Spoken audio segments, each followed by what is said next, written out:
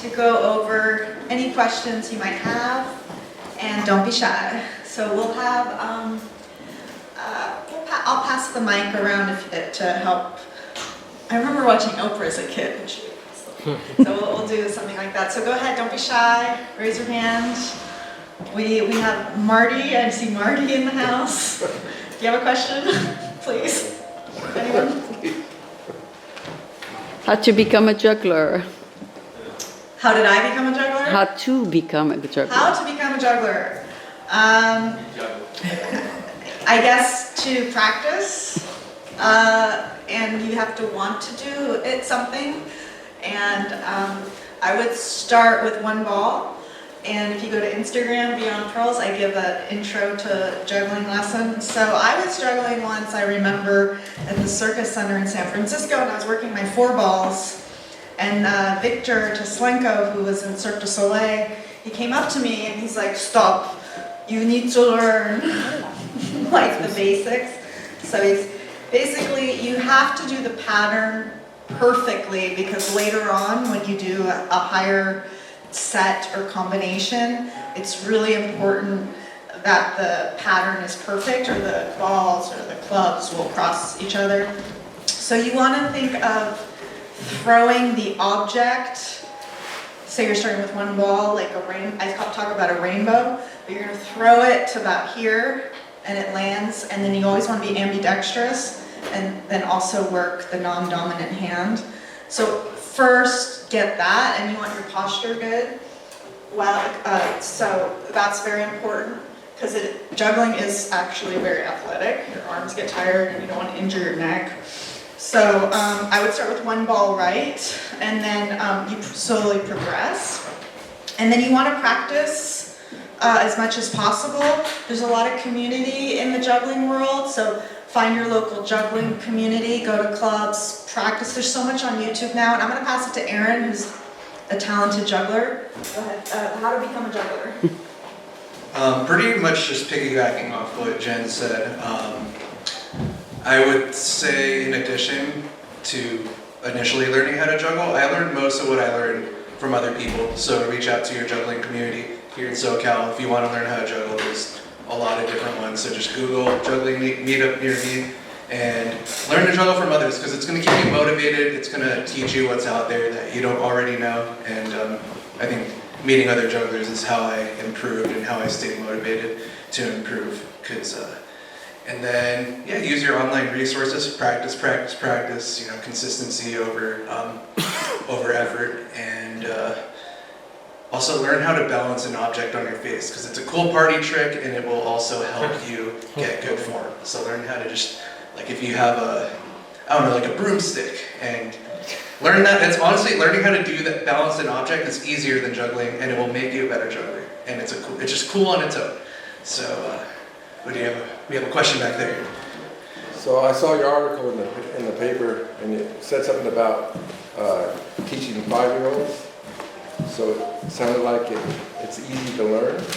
So how young were you when you learned how to do it, and is it best to learn when you're young? That's a great question. Thanks, Marty. So I was a self-taught juggler. I was about 20, and I just rolled up socks. Wanted to learn, and so I didn't have internet, YouTube, all that great stuff that's available now. So I just kind of learned on my own. And then, like I mentioned, Victor Teslenko, and he comes from a Russian circus family. So you normally start at about 4. You could start, and yes, as young as you can, because when you're younger, just like a language, you'll learn faster. You'll learn super fast. So I was 21, and Aaron, why don't you share your juggling? When you started. Sure. Yeah, I was 24. So yes, I totally agree that learning any skill, not just juggling, the earlier you learn it, the quicker you will pick it up. So I think, a lot of the greats, Anthony Gatto, Baton Pressburg, can go on. They all learned when they were like 5 years old and can do 7 balls, which is something I can't even do by the time they were like 6 or 7 years old. So pick it up early, but also don't feel bad if you pick it up later in life. I know some great jugglers, Matt Hall, who got the silver medal at IJ, and he learned when he was 26. So he was already like a young adult when he learned, and there are people who learn later, people who stick with it their entire life. So it doesn't really matter when you pick it up, it's just a matter of practice, and being consistent. And if you love it, then you're gonna get as far as you want with it if you do what you love. So, I have another one. When you juggle, do you have to like you're doing it indoors? Would you rather do it outdoors, so you do it throw it higher, or do you like doing it indoors better? Emily and I just had an entire conversation on this, literally today before the show. It depends. It depends on what you want out of juggling. So outdoors, you're gonna get better lighting, but you're also gonna get more wind. And if you're juggling clubs or rings specifically, or in Emily's case, batons, then the wind can be a factor, especially if you're throwing them higher. So, and then also the floor is a factor if you're doing like movements, or you're doing spins. So finding an indoor space is good if you want to get more serious with your juggling, but everything you can do indoors, you can do outdoors. It's just going to be a little harder. But also outdoors is nice, we got to take advantage of the nice weather we have. So you'd rather do it indoors? Personally, I'd rather be indoors because, doing like higher numbers of non-spherical props, so clubs and rings, I think indoors is better just because the wind is not a factor. Maybe Emily can add to that if you want. Yeah, definitely juggling. Like I juggle 3 batons, 4 batons. Wind is a factor. The traction on the floor is a factor a lot of the time. So you're doing at least 4 baton drilling. There are tricks you will toss 1 baton up in the air and do a double trick with both batons, or you toss 2 batons and you do 1 trick underneath all of them. The wind and the lighting, the way that the baton reflects the light can also be a factor. I also prefer to be inside most of the time. You can just get the most out of your time and energy and effort. I do encourage, though, to train outside just because you need to be able to recover in whatever you're doing. Understanding how nature can affect your performance. You never know where you're going to be performing next. Yeah, I was just wondering because before the show started, I thought, wow, you got to probably judge how you're going to throw it up, might hit the ceiling or something. The one nice thing about being outside, though, is you don't have to look up at the ceiling and see if it's going to be too low. I don't know about anyone else, but I have to look up at the ceiling at almost every building I walk into these days, because I just need to know if it's high enough to juggle in. Yeah, I agree with Aaron and Emily. I think part of the reason why theater or indoors is good for juggling clubs is because of the wind. Personally, I can't do rings outside. I'm also from San Francisco, so it's very windy. But we do beach programming for free. They're called summer jams. So it's this summer, Sundays 3 to 5, July and August. And then we're going to extend the Mermaid Escape premiered. But we're not going to be doing the rings at the beach because it's very windy. So we could do clubs and balls, but the rings are just out and my baton is out just because of the wind. There are indoor and outdoor juggling clubs, as Aaron was saying. Google a juggling club near you. So we have Venice Glow Flow Wednesdays, Pasadena's outside. LA doesn't have as much wind, so we're lucky, but if you can get inside with a high ceiling, I would definitely do that. Let's take one more question. How about, what's the last question? Maybe raise the lights a little. I can't see who's got a question. Okay. Here. Go ahead. What's the idea behind Mermaid Escape and Solar System? Why this team? Yeah.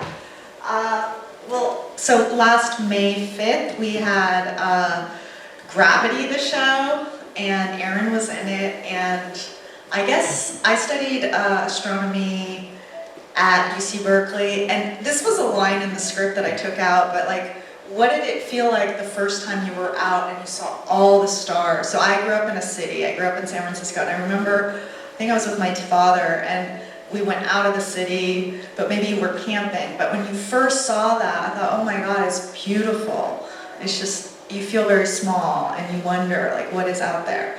And at UC Berkeley, we had these great telescopes, and I just really loved the subject.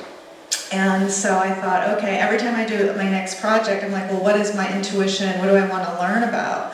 So I did a lot of research, and it was more about the whole cosmos. And then I thought, okay, I want to hone it into the solar system. So yeah, that's how the solar system show evolved. The Mermaid Escape, my mom gave me a little booklet, and it was about a mermaid. It was like a little tiny booklet. I don't know, I read it, I thought that's cute. And I've always loved the ocean. We've been doing ocean programming for a long time.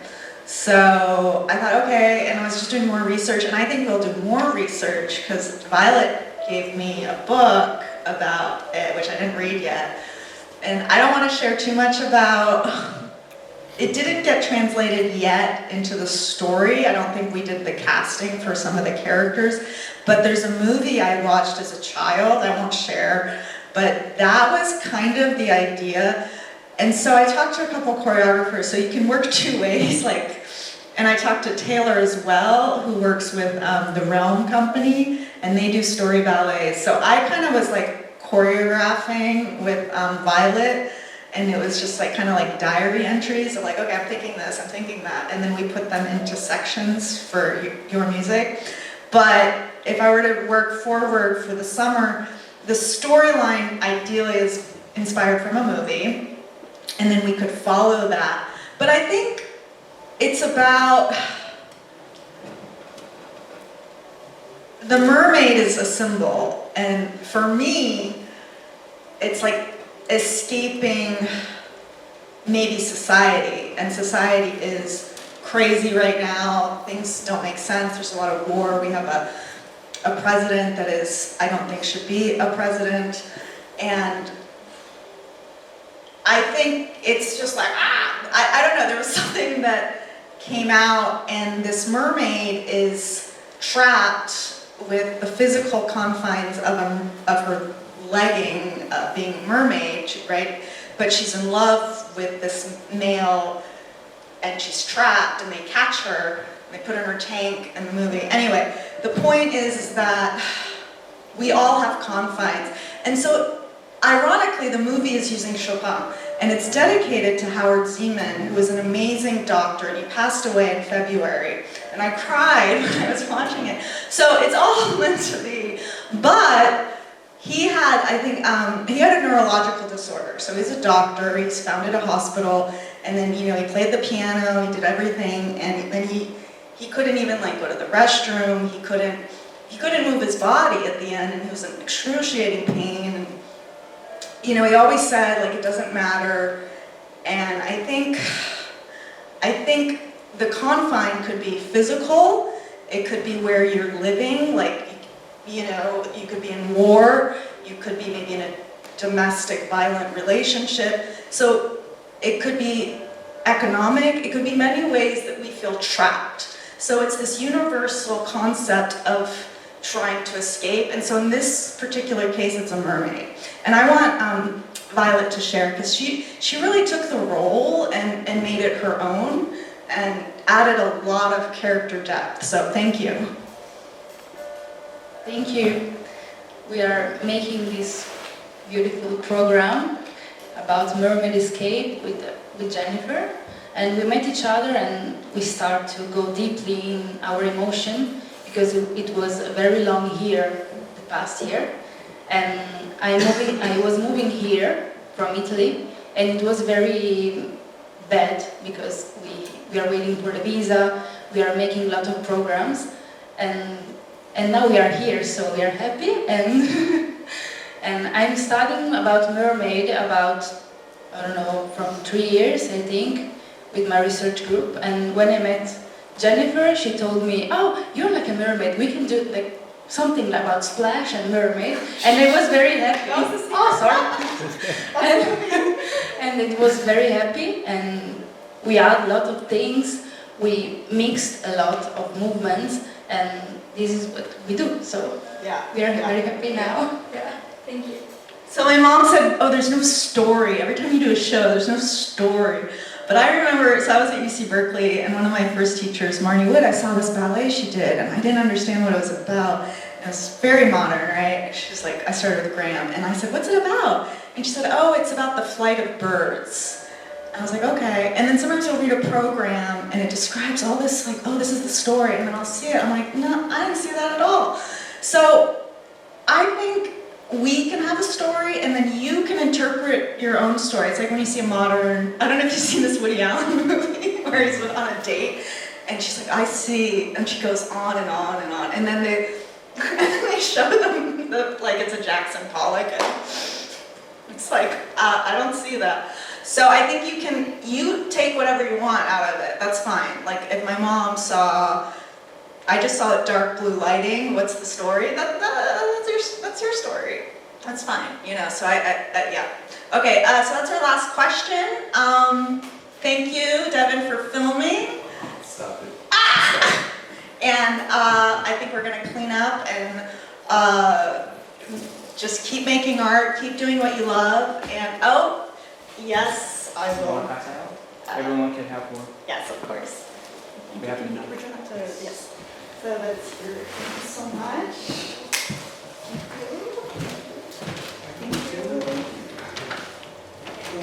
Thank you, and one for Taylor and one for William. We have enough for everyone in this Can one. you give, or I'll Yeah. thank you. And mommy. Okay, okay. Oh, Thank you. Daddy, why not? Thank you. All right, I'll take the rest. Yes. I'll take one more. The girls get one more. Woo. And then I'll take two. All right, guys, thank you so much. Thank you.